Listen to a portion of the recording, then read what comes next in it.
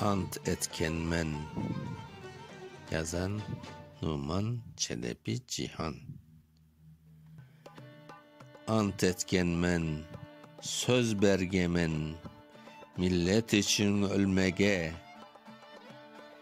bilip körüp milletimin köz yaşını silmege.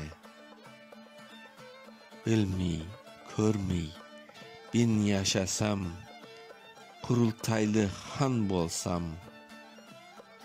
yine bir gün mezarcılar kelir meni gömmege.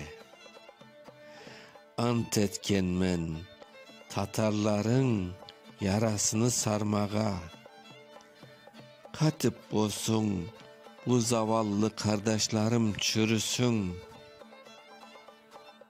Onlar için ökünmesem, kaygırmasam, yanmasam, yüreğimde kara kanlar kaynamasın, kurusun.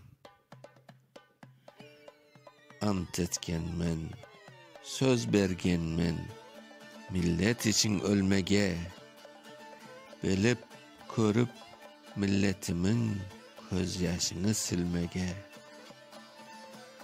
Bilmey, körmey, bin yaşasam, kurultaylı han bolsam,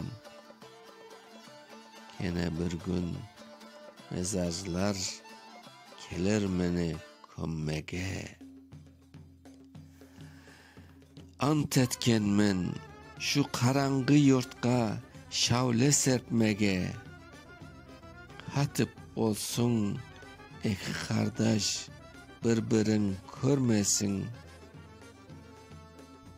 Bunu körüp usanmasam, mugaymasam, yanmasam, gözlerimden akkan yaşlar derya deniz kant olsun. Ant etkenmen, söz bergenmen, millet için ölmege, bilip körüp milletimin göz yaşını silmege. Bilmey, körmey, ben yaşasam, kurultaylı han bolsam, gene bir gün mezarcılar kelir meni gömmege. 1917. Okuyan Mustafa